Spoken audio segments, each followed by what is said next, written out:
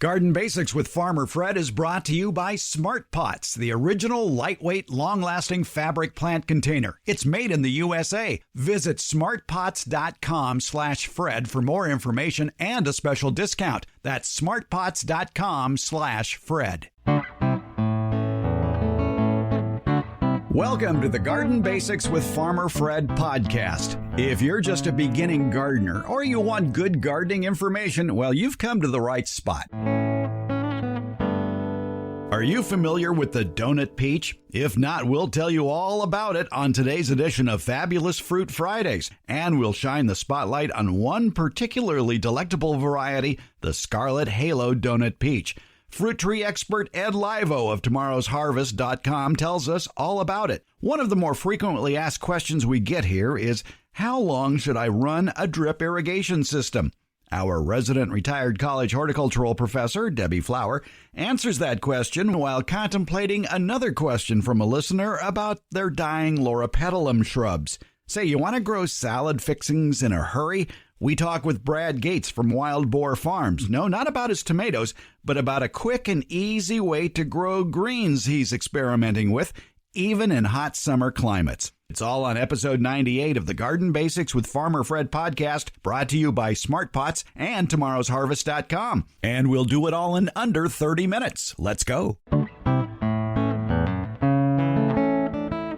Fabulous Fruit Fridays. We're going to be highlighting a piece of fruit that's going to be so tasty, you'll want to grow one of those trees in your backyard for the coming season. And to bring us all the good news about all these great varieties is a guy I've known for about 25 years or so. He knows more about fruit trees than anybody I know. He has worked in the industry for years and years and years. Currently, he's with Burchell Nursery. They're the parent company of Tomorrow's Harvest. And we're going to be talking about some really great pieces of fruit, as well as sharing some of his long-held fruit tree growing advice that is going to make it ridiculously easy for you to grow fruit trees no matter the size of your yard. It's Ed Livo, and Ed, this peach that we're going to be talking about sounds like a winner because it's good for a number of USDA zones. What, 6 through 9? Yeah, 6 through 9, Fred. It is a winner, and it's a winner, of course, because of being one of the unique donut-style peaches. And we should name it. Well, let's call it Scarlet Halo. How does that sound? All right, the Scarlet Halo Peach. Yeah, Scarlet Halo Peach is exciting. It's a big, big peach. A big donut-style peach, and definitely the uniqueness of this fruit is its beautiful red skin. It's deep, dark mottled red flesh that sits on a white background. It's an amazing look. So eye candy, if you will, just wonderful eye candy. Now, if people don't know what a donut-style peach, maybe they think it's covered in glaze or candy sprinkles. It's not. But explain what a donut peach is. Well, it's actually a flat peach, and to be exact, the donut peach is being sold now. It's a very popular addition to the grocery store. Many grocery stores now, you can get the flat donut style peaches. Typically, they're white, but there's yellow varieties as well. And the Tomorrow's Harvest, of course, will be featuring not only the wonderful peaches that are donut style or flat donut style peaches, but they'll also be introducing many incredibly flavored nectarines. Outstanding flavored donut style nectarines as well. There's a whole, probably about maybe 10 varieties that nobody's ever known that I've went out and just kind of brought to the forefront, and we are going to have a ball introducing these. If you can grow a peach tree where you live, you can grow the Scarlet Halo Peach. If nurseries don't have it, I would imagine that they can get it online. Oh, yeah. Tomorrow's Harvest is going to be the launching pad for many of these wonderful varieties of peaches that are coming out of the Burchell Nursery. If you want to find out more about the Scarlet Halo Peach, visit their website, tomorrowsharvest.com. You can also order it from there as well. Now, I mentioned earlier the fact that besides being an innovator when it comes to fruit varieties, you are an innovator when it comes to helping people grow fruit trees in spaces people would think are impossible to grow. And I think one of the things we should talk about right off the bat, and we're going to be talking about some aspect of fruit tree growing or berry growing throughout this series on Fabulous Fruit Friday, is the fact that even though these trees can get to a rather large size eventually, like the Scarlet Halo Peach, if you just let it grow, it could get 25 feet high with a 20-foot spread. That takes up a lot of room, but they don't need to be that tall, do they? No, not at all. Not at all. And like you said, I've always kept my fruit trees short. And when I first came into the industry, I think it was less, it definitely wasn't accepted at all. I mean, there was a farming practice and almost a commercial approach to growing fruit trees. And I was adamant at my young age that this really didn't apply to what the home gardener experienced and what the home gardener's challenges were in terms of limited space. And if you've got plenty of space, grow your fruit tree any height you want to, but you don't need to grow any fruit tree any taller than you stand with your hands extended above your head. That, and tall people have tall trees and short people have short trees. And my trees are all as tall as I stand with my hands extended above my head. And that gives you plenty of fruit, more fruit than you probably can utilize anyways. You've got to experience keeping it short to begin with, starting with your, when you're initially planting the plant and then, of course, using techniques to keep it small as you grow the tree, as the tree matures. You can keep a tree at 6 or 7 feet tall and still have enough fruit for your family, like the Scarlet Halo Peach, for example. Ed Liva, we're going to learn a lot on Fabulous Fruit Fridays. I'm looking forward to this. I am too, Fred. This is unique. It's Fabulous Fruit Fridays, brought to you by tomorrowsharvest.com. Check them out. You've heard me talk about Smart Pots, the award-winning fabric planter here on the Garden Basics podcast. They're durable and reusable. I've been using mine for 5 years now, and once again, they're being pressed into service in my yard. I have this problem. I grow too many tomatoes for the amount of allotted sunny space I have for them. So those extra tomato plants go into the Smart Pots. I place them in scattered areas around the yard where I know they'll get enough sun, which is a premium in my yard. And even 5 years later, I can pick up those Smart Pots, plant and all, and move them around without fear of the Smart Pot tearing or ripping. Smart Pot's breathable fabric creates a healthy root structure for plants, and Smart Pots come in a wide variety of sizes and colors. Visit smartpots.com/Fred for more information about the complete line of Smart Pots lightweight fabric containers. And don't forget that /Fred part, because on that page are details of discounts where you can buy Smart Pots at Amazon. Okay, now I understand maybe you want to see the Smart Pots before you buy them. That's not a problem. Smart Pots are available at independent garden centers and select Ace and True Value stores nationwide. To find a store near you, visit smartpots.com/Fred. We like to answer your garden questions here on the Garden Basics podcast. Debbie Flower is here, I think. Yes, I'm here. You're actually here. I'm here Yes. in Barking Dog Studios. Here in the Abutilon Jungle, or soon to be the Abutilon Jungle again here in suburban Purgatory. I did cut the Abutilons way back in late winter, but as strong as these flowering maples, the Abutilons are, they're springing back. Yes, they are. I even see flower buds. Yeah. We like to answer your garden questions here on the Garden Basics podcast, and Toby writes us from Lodi, California, which is in our Central Valley, famous for their fine wines. And he writes that my Crimson Fire loropetalum looks okay in the winter and early spring, but in late spring and summer, they're pitiful, scraggly. They appear to be dying.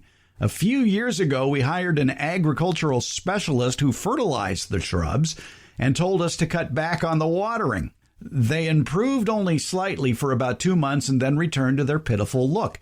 They're on a drip watering system and are getting 2 days a week, 1 gallon each day. Last week, we cut the watering cycle to 1 day per week for 1 hour. I have another loropetalum that's in a different area of the yard that is watered by an area sprinkler. It's thriving. Are the scraggly shrubs suffering from overwatering, underwatering, a drip versus sprinkler, poor soil? Thanks for your help. Boy, 1 gallon per week on drip. Ain't much. No, that's not much at all. And it's going to occur in just the location where the drip lines are, unless the drip has been set up correctly. These are relatively large shrubs. They haven't grown to the height that loropetalum has the potential to grow, but they've spread out, and they're next to a driveway. And they're, yes, in the spring pictures or the winter and early spring pictures, they look beautiful. Lots of color, probably in flower. But then in the summer and later pictures, there are many leaves missing. Some are red, but some are green around the veins and yellow between, which is the sign of a nutrient deficiency, micronutrient typically. But one has to remember that plants cannot get nutrients unless there's water bringing those nutrients to the roots. Let's talk a little bit about the loropetalum plant itself. It's a common plant here in California, but it is good all the way down to USDA Zone 7. You can find them basically south of the Mason-Dixon line and up and through the mid-Atlantic coast states. And the loropetalum is famous for its long flowering season. The leaves on very varieties like the Crimson Fire are gorgeous. Right. There are the red, they would have red leaves and pink flowers. And then there is the species that has green leaves and white flowers, which is a very clean, sort of refreshing look. But people really like those red leaves and pink flowers. They are unusual, and it remains red through the summer if it's healthy. Nice size shrub, too, about 6 to 10 feet tall. Right. The loropetalum took off here in Northern California. In my mind, it's overplanted, but the reason for overplanting is it succeeds so easily. It succeeds, yes. In your experiment there at the community college growing it, how much water was it getting? I know it was getting some afternoon shade, which plays into it, and it was probably getting regular water. I was not in charge of that irrigation system there, but there were many plants in the location that needed pretty regular waters. Right. So probably regular watering.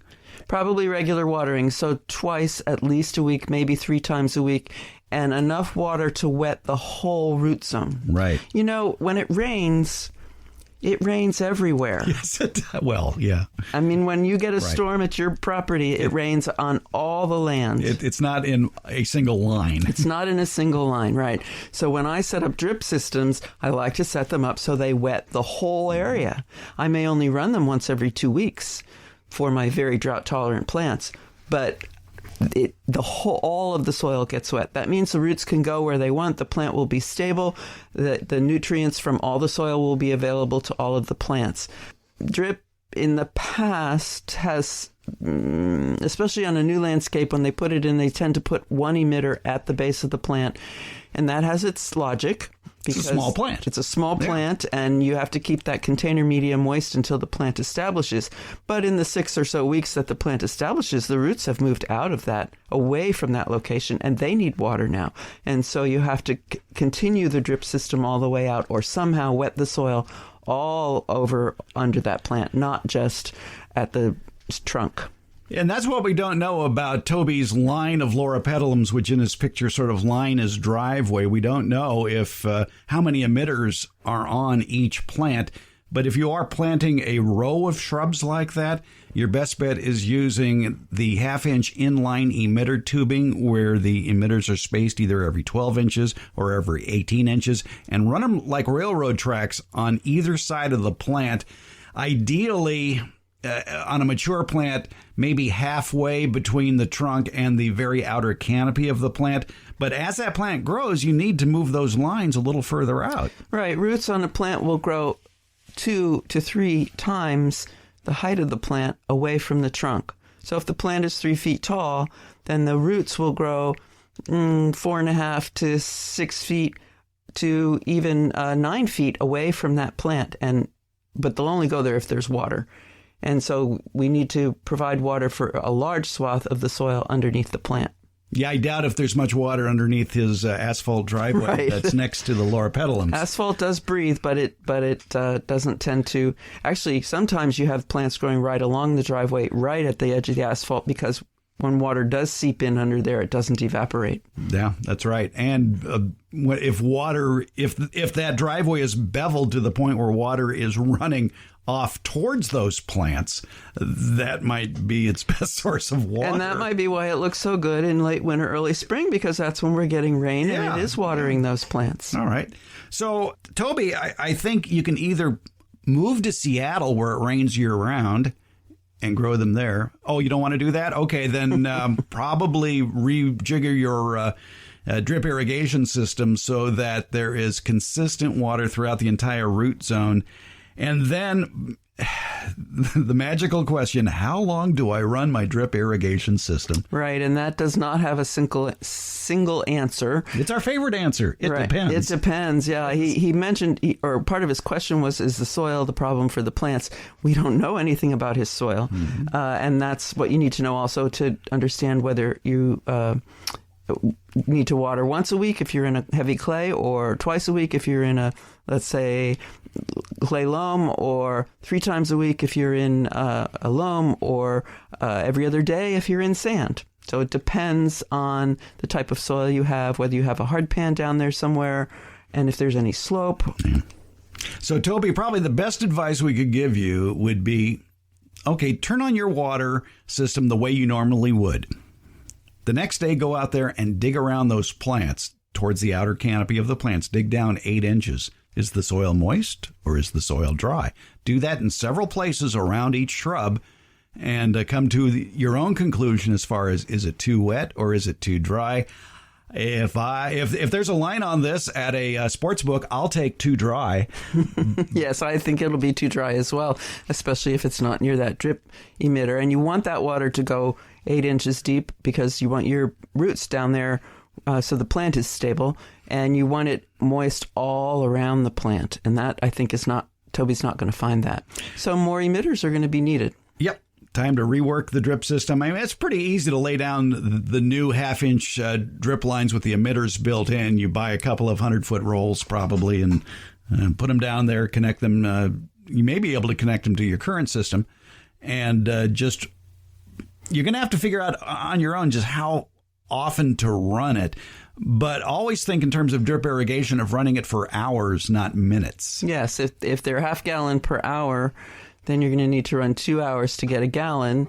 And then where is that gallon going to go? If it's 12-inch emitters, if the emitters are 12 inches apart on the line, you want it to meet the water coming from the other emitter.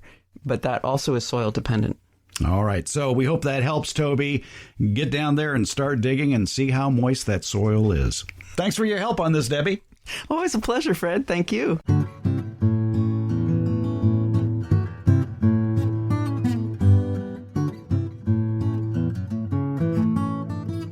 The warmer weather means that fruit trees and berry bushes will soon spring to life with the promise of tasty, nutritious, fresh fruit for you and your family. So what are you waiting for? A website with more information? Okay, you've got it. It's tomorrowsharvest.com, your go-to site for a complete line of backyard fruit trees and bushes. Tomorrow's Harvest fine line of fruit trees is the result of 75 years of developing, testing, and growing. 3 generations of the Burchell family have been at the forefront of research and development of plants of the highest quality, and all of these beautiful edible plants have been carefully cultivated for your home garden. Look for Tomorrow's Harvest fruit trees at better retail nurseries.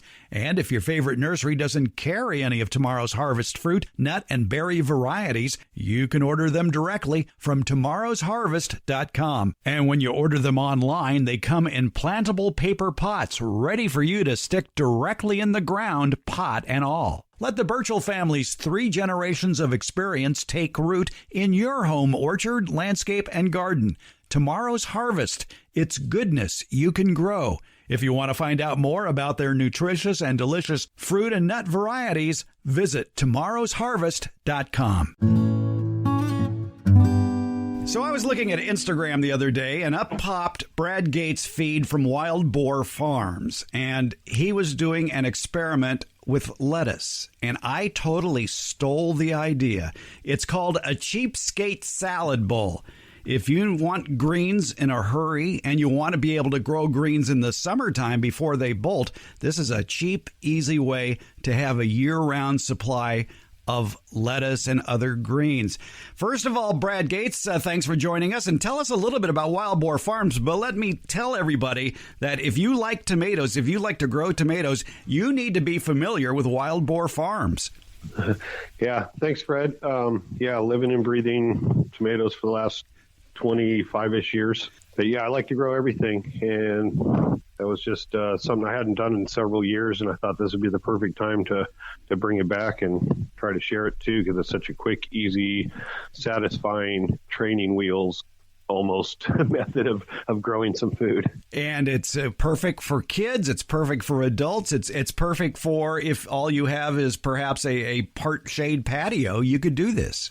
Yeah. And one of the keys too, I actually just moved them to where they're only getting a few hours of morning sun and then bright sky, but no direct sun now that it's in the middle 80s and more or whatever. So they grow actually quite well, even without too much sun exposure once it gets warm. So it's kind of one of the things is you can move them around into wherever they're going to be most comfortable. Let's take people step by step as far as exactly what you did. All you need really is one of these 16-inch by 16-inch nursery trays, maybe some shopping bags or newspaper, and some potting soil.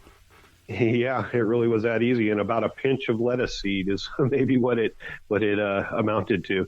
Yeah, you can put about a half dozen layers of newspaper or a double layer of brown paper bag on the bottom of those trays, fill them with some quality potting mix, really just took a pinch of lettuce seed, sprinkled it evenly, and then just took about another 2 handfuls of dirt and lightly covered the seeds, watered them, and waited a few weeks. And my wife and I actually ate half of one of those yesterday, and it was delicious lettuce. Not only was it satisfying because I grew it my own, but the quality was superb also, so it was a double bonus. Were you using one variety, or did you mix up a bunch of varieties?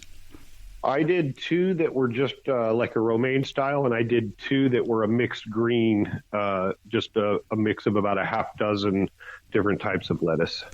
Yeah, lettuce seed can be tricky to plant because it's so small, but I imagine in a 16 by 16 inch tray, if you just sort of scatter them around, that'll be okay. Did you have to thin any out? I planned on doing it. Originally I was going to let them grow 2 weeks, and then some of the more crowded areas I was going to put some here and put some there, even around my yard or in my beds and stuff, and then go from there. But I got busy and missed that window, so they can grow well either way. It's a good way. Like I said, you can take and transplant them after about 2 weeks, take a little spoon and scoop a thing out and transplant them. And I actually left them as is, and they just kind of grew together, and it worked out really good. How tall did they get after 1 month of growth? I would say that they're between 2 and 4 inches tall, and growing fast right now also. So, but I did actually scissor trimmed it, half of it. We ate that, and then I'm assuming that one half will actually grow back. But it would also be very simple to just start one of these once a week or something like that, get on a pattern also. Exactly. So to harvest it, all you're doing is cutting off the tops and then serving it with dinner and letting what remains grow again. Yeah. So you can actually get multiple harvests off of it. It's cut about 2/3 of the tops off. You get all the good part, and the plant still has a root and a little bit of leaves, and it'll bounce back, and you'll get a second harvest. Now, here in the middle of California, it gets real warm in the summertime, and it's very difficult to grow lettuce here because the heat makes it bolt. But if you're starting it from seed and you're harvesting it when it's 1 month old, the plant doesn't have time to bolt. Yeah, exactly. That's actually one of the things, because it's that second month of growth when it's too hot and just pinned in the sun. Sometimes, typically, your garden area where you planted them is full sun, and then by the time summer gets going, that's not the happiest place for lettuce. So yeah, there was no bitterness. I mean, the texture, the flavor, everything was so superb. Also, it's a good all-around technique. I'm trying that experiment too, and I can't wait for the results in 1 month. And I think that's going to be a go-to plan. We should point out too, that those who don't know what a nursery tray is, it is, as I said, 16 inches by 16 inches. It's only about 1 inch deep. And usually if you go to a nursery and buy plants and you're buying a lot of plants, they'll let you take that tray home. And I would suggest that you look for the trays with the smaller holes on the bottom. There are two types of trays. There's one that have sort of a 1-inch grid of a bottom, but there are ones that are not necessarily solid, but it is perforated. There are holes in it, but that would, I think, allow the soil to remain intact better. Yeah, you could. I've used them both, but the ones, like you said, the ones that have like 100 little pencil hole sizes, those work a little bit better for sure. They contain the dirt, and even if you have a bit of a blowout with your paper bag or newspapers tearing or whatever, you don't have as much of a chance of soil getting all over the place. Let me ask you about Wild Boar Farms. You're a seed company. You're a plant company. Are nurseries running out of your seeds? Well, I sell plants to the nurseries, so they seem to be selling them as fast as they can get them. They're definitely been a hot seller. The seeds have been a good sell too. I'm fortunate to be in the right business right now. It's a great time to learn how to grow. Everybody wants to. My wife and I took a little bike ride this morning, and there was 6 different houses we saw in the neighborhood that had brand new raised beds in the front yard. I'm not even sure how many people are building them in the backyard, but we couldn't believe how many people are turning a section of their yard into a food plot, and that's a great thing. Exactly, and you bring up a very good point about front yard gardens. In many suburban lot areas, the trees are so tall, the only sunny spot might be in the front yard. But check with your local county zoning ordinances to make sure it's okay, and if it's not okay, pester them to change the rule so you're allowed to have a vegetable garden in the front yard. Yeah. And for those of you who think it's too late to start tomatoes from seed in late April or even May, or for that matter, even early June, there's plenty of time. You're looking at, if you start seeds now, you'd be like first or second week of June. It could be hit or miss in this area. A lot of areas that you can do just fine planting in June. Exactly, yeah. I mean, there's nothing wrong with starting from seed now in order to get it to transplant size, like you say, in 6 weeks, maybe even 4 or 5 weeks, depending upon how vigorous they grow. Here in California, you're harvesting all the way through Thanksgiving. In other parts of the country, major planting doesn't usually begin in backyard gardens in colder sections until probably after Mother's Day or the first few weeks of June. Spreading out your planting is always good anyways. If you want to have that really nice late harvest, that's usually the plant that you did plant late. When I commercial plant, I always planted, a bunch in April, a bunch in May, and a bunch in June. And that was like the best insurance I could have for having a full, long harvest season.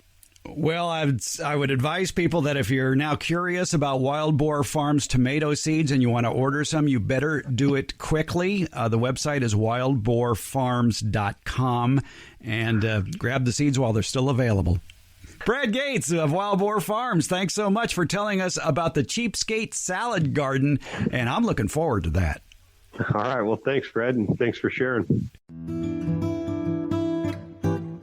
Garden Basics comes out every Tuesday and Friday and is brought to you by Smart Pots. It's available just about anywhere, and that includes Apple Podcasts, iHeartRadio, Spotify, Stitcher, and Google Podcasts. And for Northern California gardeners, it's the Green Acres Garden Podcast with Farmer Fred. It's available also wherever you get your podcasts. Thank you for listening, subscribing, and leaving comments. And thanks for listening.